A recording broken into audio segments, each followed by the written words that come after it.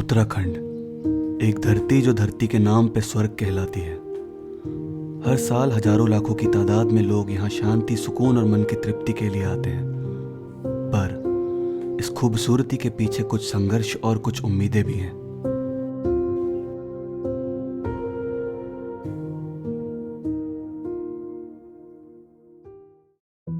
आज भी उत्तराखंड की कुछ जगहों पर शिक्षा और बिजली के लिए संघर्ष करना पड़ता है। यह डॉक्यूमेंट्री उसी संघर्ष को दिखाएगी। उत्तराखंड में एक गांव है ओसला, जहां आज भी बहुत सी चीजें नहीं हैं, जैसे बिजली, नेटवर्क, शिक्षा।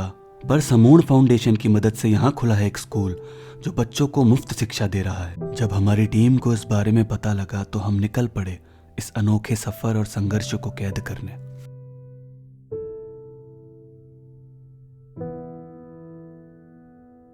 देहरादून से कम 201 किलोमीटर का सफर करके आप पहुंचेंगे सांकरी, और सांकरी से तालुका और तालुका से गंगाआड़ के बाद शुरू होगा ओसला का ट्रैक।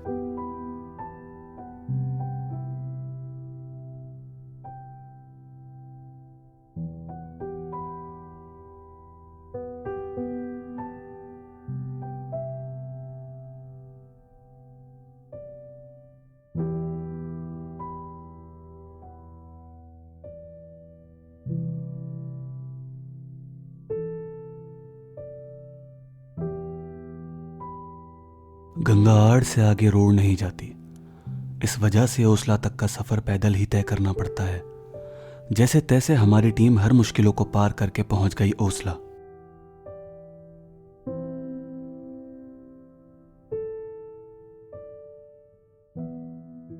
रात को ओसला स्कूल के प्रिंसिपल विजयपाल सिंह राणा ने हमें रहने का स्थान दिया। अगले ही दिन हमारी टीम ने ओसला को कैप्चर करना शुरू किया। ओसला उत्तराखंड का 5000 साल पुराना गांव है। यहाँ के लोग आज भी साधारण और सरल जीवन जीते हैं। ओसला गांव आज भी दुनिया की नजरों से बेहद दूर है। ओसला गांव में ना ही बिजली है और ना ही नेटवर्क। देखा जाए तो यहाँ के लोग आज भी समय से बहुत पीछे चल रहे हैं, पर इस गांव की खूबसूरती इंसान को मंत्रमुग्ध कर सकती है। ओसला का वातावरण आपको अपना दीवाना बना देगा। खैर, गांव देखते ही देखते हम चल पड़े समूर्ण आदर्श विद्यालय की तरफ, जो कि समूर्ण फाउंडेशन द्वारा बनाया गया है।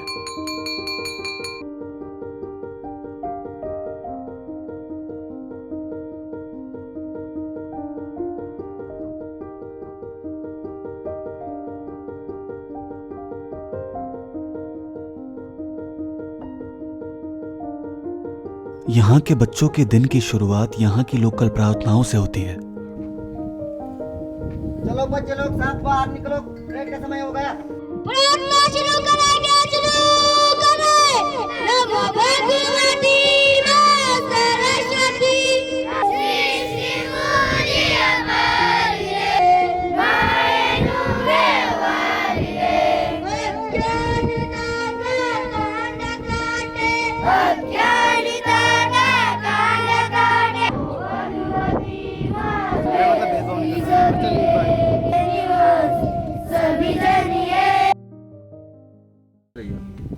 Good morning sir.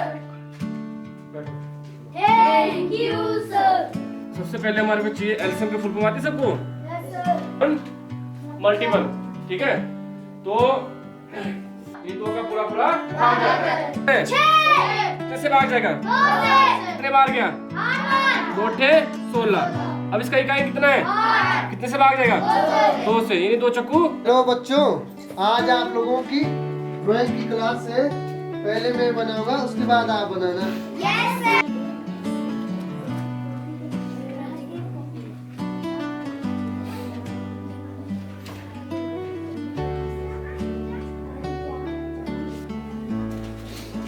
आप लोग भी बनाते रहो। इत्तेफाक की बात यह है कि जिस दिन हम विद्यालय पहुंचे उसी दिन विद्यालय के बच्चों का रिजल्ट भी था। विद्यालय सिर्फ कक्षा 5 तक ही है।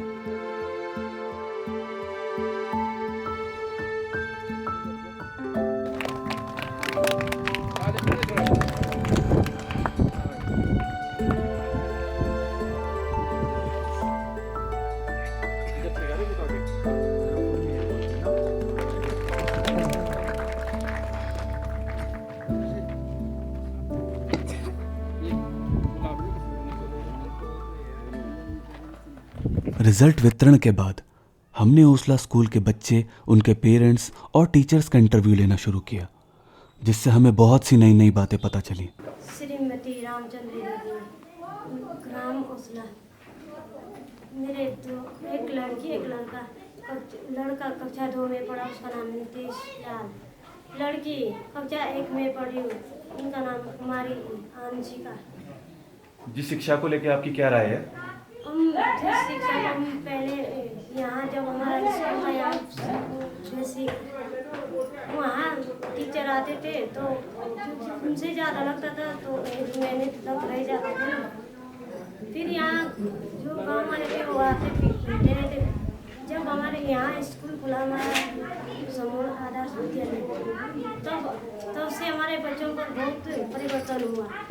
तब से हमारे बच्चे में से बहुत परिवर्तन हुआ कि हमारे बच्चे पहले तो उनको कुछ नहीं आता था, फिर जब से स्कूल खुला तब से बहुत परिवर्तन हुआ उनमें ना, क्योंकि वो पढ़ने में भी थोड़ा। आपको क्या लगता है शिक्षा के आने के बाद आपके बेटा बेटी के जीवन में कुछ बदलाव आए? हाँ, तो बहुत ज़्यादा। जब से हम उधर से हम बेसिक से हम अपने बच्चे ले लाए, वहाँ तो कुछ नहीं आता था उनको। जब हम जाते थे वहाँ वो मिट्टी में देखते थे और वहाँ पढ़ते थे, मिट्टी में खेलते थे। जब इधर आए, इधर के यहाँ इस स्कूल से बहुत टीचर भी बहुत टैलेंट थे, पर उन बच्चों को बहुत परिवर्तन आया। तब से बच्चे बहुत तेज होने लगे। मेरा नाम सिद्धि देवी, ग्राम ओसला। और मेरे बच्चा रविंद्र लाल यहाँ स्कूल में समूह विद्यालय में पढ़ता है। 1 साल हो गया इसको यहाँ आते हुए, और घर में भी अच्छी खासी पढ़ाई कर रहा है। और अभी और घर में भी और स्कूल में भी सब टीचर ये बोल रहे हैं कि आपका बच्चा बहुत टैलेंट है, बहुत ज़्यादा पढ़ रहा है। और एक लड़की मेरी दूसरी सरकारी स्कूल में, उसको 3 में चली गई, उसको कुछ भी नहीं आता। वहाँ कभी कभी स्कूल लगाते, कभी कभी नहीं लगाते। और वहाँ से मैं नाम कटवा से यहाँ पे एडमिशन करा दूँगा। और हमारे गांव में जब से ये बेसिक स्कूल था, वो पहले से स्कूल बंद था और बीच में खुल गया। तब बीच में कभी 4-5 दिन के बाद स्कूल लगाता है। जब से ये खुला और हमने ये स्कूल का बहुत सारा सपोर्ट दे दिया, तो हमारे बच्चे की बच्चा है मेरे यहाँ, एक उधर है एक इधर है। तो ये वाला बच्चा बहुत आगे चला गया। वो 3 में उसने कुछ भी नहीं सीखा, घर में आती और बर्तन भी नहीं मटाती, घर का काम भी नहीं करती। और ये वाला रविंद्र लाल घर में आता, थोड़ी देर खेल में जाता और उसके बाद आता। वो देखने में घर में भी तो आपका कहने का मतलब है यहाँ पे आने के बाद आपके बच्चे को शिक्षा के साथ संस्कार भी मिले? अच्छा संस्कार मिला, और घर में भी सबके साथ मिल से रहता। और पहली वाला तो इतना शैतान था जो। ये आपका बच्चा कौन सी क्लास में? 3rd में? नहीं, 1 में। किसमें? कक्षा 1 में। अच्छा, 1 में। इसके बाद आप देखोगे जैसे 5वीं के बाद आप अपने बच्चे को कहीं बाहर भेजना चाहोगे पढ़ाई के लिए? हाँ, अभी तो बाहर अभी नहीं है। अभी जब तक यहाँ आए उसके बाद सोचोगे आप कहीं बाहर भेजने का? हाँ, सोचेंगे। उसके अच्छा। बाद बाहर सोचेंगे। ठीक है, धन्यवाद जी। जी नमस्कार, मेरा नाम सुरेंद्री देवी और मेरे बच्चे का नाम दीपक लाल। क्लास 3 में पढ़ रहा है, 5 में पढ़ रहा है। और हमारी बारी तो गई, क्योंकि मेरे माँ बाप कहते थे कि काम करो, पढ़ाई करो, लेकिन हम पढ़ नहीं पाए, क्योंकि वहीं के वहीं रह गए। लेकिन हम अपने बच्चों को थोड़ा सा स्कूल में जोर लगाएंगे और आगे पढ़ाएंगे। जो हमारा स्कूल है वो बहुत अच्छा है, क्योंकि मेरा लड़का एक पुराला में पढ़ रहा है और वो उससे थोड़ा कम पढ़ रहा है, और जो यहाँ है वो बहुत ज़्यादा है। आपकी ज़िंदगी में शिक्षा का क्या महत्व है, कि मतलब ये स्कूल आपके बच्चों की किस तरीके से मदद कर रहा है आगे बढ़ने में?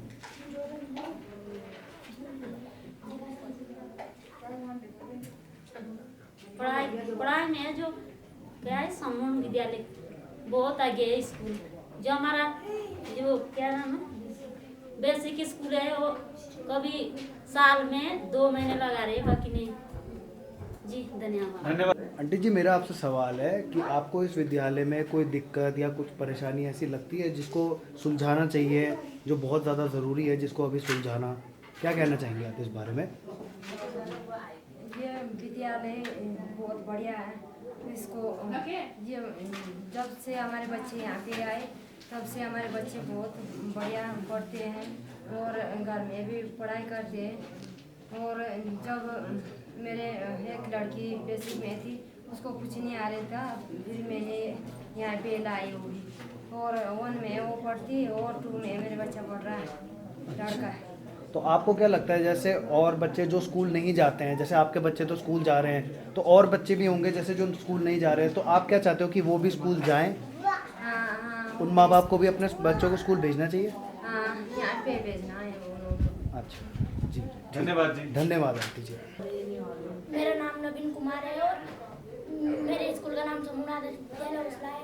मैं कक्षा 4 में पढ़ता हूँ। स्कूल जाना पसंद है आपको? अच्छा, आप बड़े होके क्या बनना चाहते हो? क्रिकेटर। क्रिकेटर बनना चाहते हो?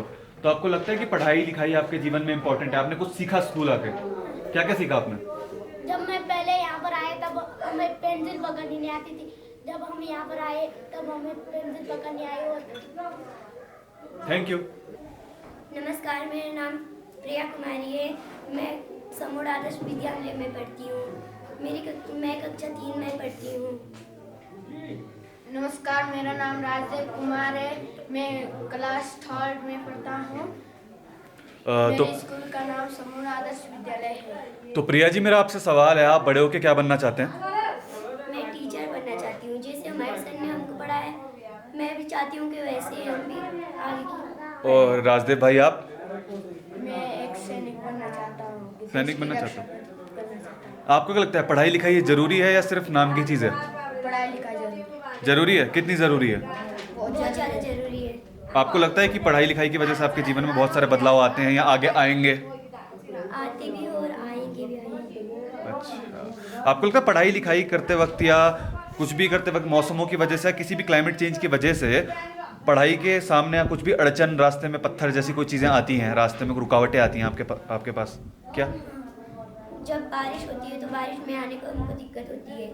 बारिश में से बीच में रास्ते भी टूट जाते हैं और बर्फ़ यहाँ पे बहुत ज़्यादा गिरती है, इसलिए चलने में ठंड लगती है तो दिक्कत हो जाती है। जी, हमारे जो ये ऊपर है, ये दीवार कभी गिर जाती है तो हमारे को स्कूल आने में दिक्कत हो जाती है। क्या माँ बाप आपके जीवन में कितना रोल प्ले करते हैं? आपको क्या लगता है, माँ बाप आप उनका नाम रोशन करना चाहते हो आगे?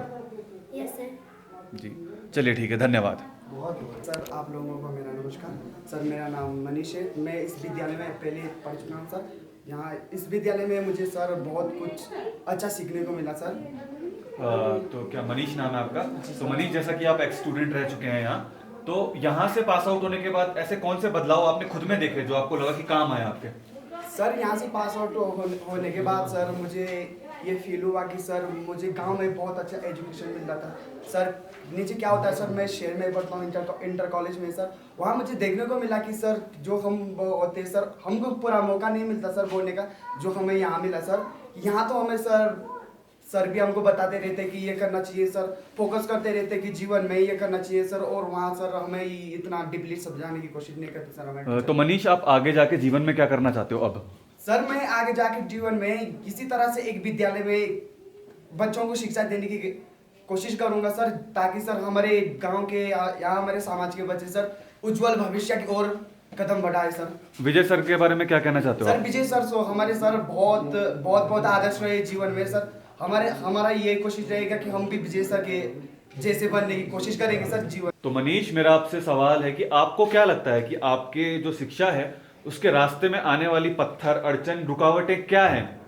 सर, सबसे पहले सर जब वो समर आता है सर, तो उसमें तो सर वो धूल, वो मिट्टी सर, इसमें सर थोड़ा रास्ते में आने में दिक्कत होता है सर हमको। और जब वर्षा ऋतु आती है सर, तो बारिश के कारण सर कई सारे रास्ते टूट जाते हैं, इसमें थोड़ा सी दिक्कत होती है सर हमको आने में। और जैसे देखा जाए सर, बर्फीले मौसम में सर एजुकेशन हमको लेना सर काफ़ी कठिन लगता था सर।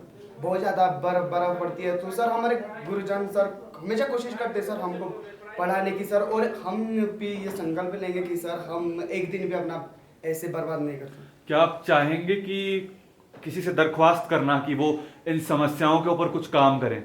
हाँ सर, मैं चाहूँगा सर आगे कि हमारे सर जो विजय एमएलए सर, एमएलए प्रधान, जो हमारे गांव के प्रधान है, ग्राम प्रधान सर, उनसे भी मैं रिस्पेक्ट करना चाहूँगा सर कि हमारे जो रास्ते हैं इनको थोड़ा सा सही करने की कोशिश करें सर। ठीक है, धन्यवाद जी। Okay sir. मेरा नाम खजान सिंह जी है। मैं जब मेरे को जो है 15 साल जो है दिलेर काम में हुए थे, तो मेरे पास जो है जो बेसिक की राशन आती थी वो भी जो है बेचते रहती थी, वो सड़ जाती थी वहाँ पर। तब जो है 2021 में जब ये समूह विद्यालय खुला, उसके बाद जो है मैंने इनको सपोर्ट किया। मैंने कहा यहाँ जो है ऐसी ऐसी स्थिति है, मेरे पास ये राशन बच रही है, यहाँ जो है गुरुजी नहीं रहते हैं, तो इन्होंने जो है सपोर्ट करके जो है विजय पाल ने जो है मेरे ऊपर ये दायित्व दिया कि आप जो है यहाँ अध्यक्ष रहेंगे और आपके उससे जो है ये विद्यालय चलेगा। तो मैंने जो है अपना कर्तव्य समझकर जो है इस समूह विद्यालय में जो है अपना जी जान लगाकर इसका सपोर्ट किया है। उसके बाद जो है ये स्कूल जो है सही चल रहा है। अध्यक्ष जी, भविष्य में आप इसको कहाँ तक देखते हो आगे, क्या आप चीजें करना चाहोगे अब भविष्य में? मैं जेठुड़ी जी से निवेदन करता हूँ, यदि वो जहाँ तक भी जो सहायता करवाएंगे तो मैं जो है अपनी जान देकर जो है उनका सपोर्ट करूँगा जो वो करवाएंगे। और विजय पाल जी के बारे में कुछ कहना चाहेंगे? आप क्यों किस तरीके से जिस इतना अच्छा काम कर रहे हैं, आप उनके लिए 2 शब्द तारीफ में कुछ कहना चाहेंगे? अरे विजय पाल की तो कोई शब्द ही नहीं मेरे पास। जो इतनी मेहनत करते, इतनी पढ़ाई करके भी जो है उन्होंने इस गांव के लिए सोचा और इन बच्चों के लिए सोचा। मैं भी जो है इनका जो है हार्दिक स्वागत करता हूं, दिल तय से जो है मैं इसका अभिनंदन भी करता हूं। अध्यक्ष जी, आपको ये वुमेन एम्पावरमेंट जिसको कहते हैं महिलाओं के लिए आगे कुछ सोचना, उसके बारे में आपके क्या ख्याल है? मेरा ख्याल तो अच्छा था कि हम जो है यदि पूरा गांव मिलके जो है कुछ अच्छा करते आगे तो सब अच्छे बन जाते, पर ऐसा हो नहीं सकता है कि पहाड़ क्षेत्र में जो है एक दूसरे से चलते हैं, करते नहीं हैं, इसलिए जो है पूरा सहयोग गांव का नहीं मिल सकता। आपको क्या लगता है महिलाओं को पढ़ाना, औरतों को पढ़ाना, आगे जाके काम करवाना, रोजगार देना, वो सब जरूरी है देश के लिए या गांव के लिए आपके जरूरी है? ये तो हर किसी के लिए जरूरी होता है। यदि पढ़ाई नहीं करेंगे तो हम पशु के जैसे ही रहेंगे, पशु जैसे खाएंगे पिएंगे। नौकरी चाकरी आपको लगता है करनी चाहिए महिलाओं को? करनी चाहिए थी, यदि पढ़ेंगी तभी तो नौकरी लगेगी। यहाँ पढ़ाई नहीं थी तो क्या कहाँ से पढ़ते थे। तो ठीक है, बहुत बहुत शुक्रिया आपका अध्यक्ष जी, बहुत अच्छा इंटरव्यू दिया आपने हमें। नमस्कार, मेरा नाम हरिमोहन है, मैं प्रॉपर ढाटमेर से हूँ। मैं समूह आदर्श विद्यालय में हिंदी का अध्यापक हूँ। तो क्या नाम था आपका? हरिमोहन। अच्छा, तो हरिमोहन जी, क्या आपको प्रेरणा देता है कि आप बच्चों को इतने सही से पढ़ाते हो? क्या किस प्रेरणा से आप बच्चों को पढ़ाते हो? सर, सबसे पहले तो मतलब मैं समूह फाउंडेशन का धन्यवाद करना चाहूँगा, जिन्होंने मुझे इस काबिल समझा और अपने साथ कार्य करने का मौका दिया। सबसे पहले जो मतलब यहाँ आने का मेरा मकसद था वो ये था कि हमारे क्षेत्र में पहले कोई ऐसी फैसिलिटी नहीं थी, शिक्षा के लिए लोगों को बहुत दूर जाना पड़ता था। तो हम भी खुद मतलब हमारे गांव में भी खुद स्कूल नहीं है, हम भी बाहर से पढ़े। तो जब मैं विजय पाल जी के संपर्क में आया तो उन्होंने बताया कि ऐसे हम स्कूल खोल रहे हैं, उसमें काम कर रहे। तो उस काम करने के लिए मुझे एक अलग सी एनर्जी महसूस हुआ और अलग से खुशी मिली कि हमारे क्षेत्र में कुछ अच्छा कार्य हो रहा है, क्यों ना हम अपनी सहभागिता बढ़ाएं इसमें, ताकि आने वाले बच्चों को जो समस्या हमने फेस की है वो न झेलना पड़े। तो उसके बाद ही हम यहाँ पे मतलब 21 में हमने ज्वाइनिंग कर ली थी। हरिमोहन जी, आज से 10 या 12 साल बाद या 5 साल बाद आप स्कूल को कहाँ देखते हो? सर, स्कूल अगर यहाँ पर हमको फैसिलिटी अगर होगी, फैसिलिटी आएगी, नेटवर्क आएगा, रोड होगी, तो हमारी पूर्ण कोशिश रहेगी कि जो लोग शिक्षा के लिए बाहर जाते हैं या पढ़ाई का माहौल नहीं बन पाता जिन लोगों के लिए, हम पूर्ण कोशिश करेंगे कि वो बच्चे भी जो शिक्षा शहरों में मिलती है वो शिक्षा हम गांव में दिलाए, ताकि हमारे बच्चे कम कॉस्ट में अपने घर में ही पढ़ सकें। नमस्कार, मेरा नाम मोतीलाल है, मैं संस्कृत का टीचर हूँ। मोतीलाल जी, आपके हिसाब से आपको क्या लगता है कि जो शिक्षा है वो हर एक बच्चे के लिए या हर एक बच्ची के लिए इक्वल होनी चाहिए? जी सर, होना चाहिए। हम पहाड़ों में आप जब माम पढ़ते थे सर, तो हम शिक्षा के बारे में पता नहीं था। हमारे माँ बाप थे अनपढ़े लोग, उन्होंने हमें कहीं दूर भेजा, 8 पास किया यहाँ से, वहाँ से गंगार से, फिर सांख से किया, हमने इंटर किया, फिर उसके बाद हमने पढ़ाई करते करते हमने फिर हम विजयपाल भाई से संपर्क में रहा। हमारे जो जिन्होंने सर जेटूरी जी है, उन्होंने हमसे भी बातचीत की और उन्होंने कहा कि हमारे संस्था में आप काम करो। एक छोटा सा सवाल पूछूंगा सर, आप उसका फटाफट से जवाब दे दीजिएगा। एक छोटा सा सवाल मेरा आपसे ये है कि आपके हिसाब से आपको क्या लगता है कि ये बच्चों का भविष्य कहाँ तक जाना चाहिए? सर मैं तो ये बोलूँगा कि बच्चों के जो भविष्य है सर, बहुत आगे जाना चाहिए सर। जो हम मेहनत कर रहे हैं सर, हम ये सोच रहे हैं कि हम बच्चे अच्छे बने, कुछ शिक्षा करे तो ऐसा करे जो कि हमारा नाम रोशन हो, गांव का नाम रोशन हो। ठीक है, धन्यवाद जी। नमस्कार, विजयपाल राणा, सम्पूर्ण आदर्श विद्यालय ओसला का मैं प्रबंधक हूँ और 4 साल से मैं प्रबंधक का काम संभाल रहा हूँ इस गांव में। और विनोद चटर्जी के माध्यम से ये विद्यालय हमने खुलाया और आज हमारे स्कूल को 3 तारीख को 4 साल पूरे हो जाएंगे। तो प्रिंसिपल साहब, मैं आपसे एक सवाल पूछना चाहूँगा। आपके हिसाब से शिक्षा का जो महत्व है वो जीवन में कितना होता है, हर किसी के जीवन में, चाहे बूढ़ा, बुजुर्ग, महिला, पुरुष? देखो, आज के युग में ना शिक्षा का बहुत बड़ा महत्व है। अगर कंपेयर करें या मतलब तुलना करें पहले और अब में, यानी जो मेरे पिताजी के साथ के दोस्त हैं या अब की तुलना कर रहे हैं शिक्षा की, पहले ये था शिक्षा का इतना महत्व नहीं था। उस समय था भाई जैसे नौकरी में लोग पढ़ाई करते थे तो गांव से खींच के ले जाते कि चलो भाई नौकरी में जा, तो भी नौकरी में जा। लेकिन आज क्या हो गया, आज ऐसा हो गया कि भाई शिक्षा का बहुत व्यापक रूप हो गया। पूरे हर जगह शिक्षा ही शिक्षा है। जैसे हमारा गाँव है, कुछ गाँव ऐसे उत्तराखंड में जहाँ मतलब शिक्षा का कोई महत्व नहीं है। जैसे हमारा ही गाँव मान लो आप ओसला, तो यहाँ ऐसा कोई शिक्षा कोई महत्व ही नहीं है। लोग जानते नहीं है कि भाई शिक्षा क्या चीज़ है। धीरे धीरे लोगों को पता लग रहा है कि शिक्षा क्या है। शिक्षा का जीवन में समझो जिस प्रकार पानी हमारे लिए बहुत ज़रूरी है, उसी प्रकार शिक्षा भी ज़रूरी है। बिना पानी के आदमी रह नहीं सकता। आप आदमी लगा लो भाई, शिक्षा के बिना भी रह नहीं सकता। शिक्षा के बिना आदमी जानवर की तरह लगता है बिना शिक्षा के। अब हमारे गांव में लगा लो, जैसे मेरे पापा थे तो पढ़े लिखे नहीं है, तो जैसे मैं स्कूल जाता था मेरे पापा ने मेरे को स्कूल भेजा। जब मैं मतलब घर आता था शाम को तो मेरे पापा को क्या पता कि भाई पढ़ रहा है या नहीं पढ़ रहा, क्या लिख रहा है, क्या मेरे पापा को पता नहीं था। तो आज के मतलब जो शिक्षा का आपने जो बोला मुझे शिक्षा क्यों जरूरी है, आज शिक्षा बहुत जरूरी है। बिना शिक्षा के आदमी अंधकार जैसा लगता है कि अंधकार सा मतलब जैसे जीवन अंधकार सा है। मान लो जैसे हमारे साथ के दोस्त हैं, कोई खच्चर चला रहा है, कोई भेड़ बकरी चला रहा है, तो फिर वो क्या करता, पछताता वो बंदा कि यार ये मेरे साथ का ना, अगर काश मैं उस समय पढ़ लेता तो मैं भी नौकरी कर लेता, मैं भी उस समय काश नौकरी कर लेता। तो ये शिक्षा बहुत जरूरी है जीवन में। बिना शिक्षा एक ऐसी चीज़ है जिससे मनुष्य का निर्माण हो सकता है, मनुष्य के हर चीज़ों का समाधान होता है शिक्षा के माध्यम से। अगर शिक्षा नहीं है तो हमारा जीवन अंधकार समय है, मतलब अंधकार में है या अधूरा है। प्रिंसिपल साहब, जैसा कि मैंने देखा आप यहाँ का ख्याल रख रहे हो, पूरे सुबह से लेकर शाम तक हर एक चीज़ दे रहे हो आपका, तो आपके हिसाब से आप आने वाले 10 या 5 सालों में अपने स्कूल को कहाँ देखना चाहते हो, और आपको क्या लगता है कि शिक्षा के आगे आने वाली अड़चनें क्या हैं? देखिए, आपने कहा ना कि मतलब जैसे हम लोग दिन रात काम करते हैं अपने स्कूल के लिए, अपने गांव के लिए काम करते हैं, इसलिए काम कर रहे हैं क्योंकि हमारे यहाँ ना शिक्षा की कोई व्यवस्था नहीं है।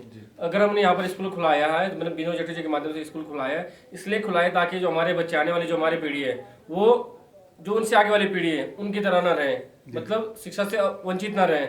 अगर वो उनको शिक्षा मिलती है तो कुछ ना कुछ गांव के लिए कर सकते हैं। अभी भी हमारे 4 साल से स्कूल चल रहा है, 4 साल से हमारे मतलब शिक्षा के माध्यम से, इस स्कूल के माध्यम से इतने बदलाव आ गए जो कि मतलब पूरे गांव वाले जानते हैं कि भाई इस स्कूल के माध्यम से कितने बदलाव आए। और आने वाले टाइम में मैं चाहता हूँ हमारा स्कूल टॉप वन में आए। अभी भी हमारा स्कूल हर जगह हमारे स्कूल को जानते हैं लोग, अब कि भाई ये स्कूल ऐसा स्कूल पहाड़ों में स्कूल चल रहा है, जो स्कूल चल रहा है। बहुत सारी चीज़ें हैं। हम यही बस इतना ही कहना चाहूँगा मैं आपसे कि हम अपना कर्म करेंगे, बाकी ऊपर वाले पे भरोसा है, और हमने अपने स्कूल को जितना हम बढ़ा सकते हैं उतना करेंगे। ये डॉक्यूमेंट्री बाहर जाएगी तो दर्शकों से आपकी कुछ गुजारिश रहेगी? अगर आप लोगों ने, जब आप लोग आए, इसके लिए मैं आपका तहे दिल से धन्यवाद करता हूँ कि आप हमारे स्कूल की डॉक्यूमेंट्री बना रहे हैं। बस लोगों को ये संदेश देना चाहूँगा, जो मतलब हमने स्कूल कितने कठिनाइयों में खोला, कितने कठिनाइयों का हमको सामना करना पड़ा। आप लोगों से ये अनुरोध करूँगा, अगर आप लोगों को समय लगे तो आप हमारे स्कूल को देखने जरूर आए कि भाई ये ओसला गांव में जब स्कूल खोला गया, किन परिस्थितियों में खोला गया, कैसे खोला गया। तो आप अगर जैसे आप लोग आए, आप लोगों ने देखा कि यहाँ की परिस्थितियाँ क्या है, यहाँ पर किस प्रकार से लोगों का जीवन जीवन किस प्रकार से कठिनाई में जीवन यापन कर रहे हैं। संसाधन नहीं है फिर भी लोग खुश हैं, मतलब संसाधन ना नेटवर्क है ना हॉस्पिटल है, कुछ नहीं है चीज़ें, तभी लोग अपने में खुश हैं। तो आप लोग जो टॉपिक हमारे क्या ये बना रहे हैं, तो आप लोगों से इतना अनुरोध है कि आप लोगों तक आप ये पहुँचा रहे हमारी, तो बस इतना अनुरोध है कि लोग आए हमको सपोर्ट करें। हमारा जो स्कूल है पूरा निःशुल्क चलता है, हम बच्चों से कोई फीस नहीं लेते हैं। जो आप डॉक्यूमेंट्री बना रहे हैं, डॉक्यूमेंट्री के माध्यम से लोगों से मैं इतना ही आग्रह करना चाहूँगा कि हमारा जो स्कूल है पूरा निःशुल्क चल रहा है। अगर आप हमारा सहयोग करना चाहते हैं तो आप आइए, आपका स्वागत है। नमस्कार। हमारे देश में अभी भी ऐसे बहुत सारे गांव हैं जो विकास की मुख्य धारा से नहीं जुड़ पाए हैं। 2019 में हमें ऐसे ही एक गांव के बारे में पता चला जहां पर अभी भी नेटवर्क नहीं है, जहां पर रोड की कनेक्टिविटी नहीं है और स्वास्थ्य सुविधाओं का अभाव है। यह गांव ओसला गांव है जो उत्तरकाशी के हरकी-दून ट्रैक पर स्थित है। हमने वहां पहुंचकर अपनी टीम को जब भेजा तो पाया कि उस गांव में शिक्षा की अति आवश्यकता है।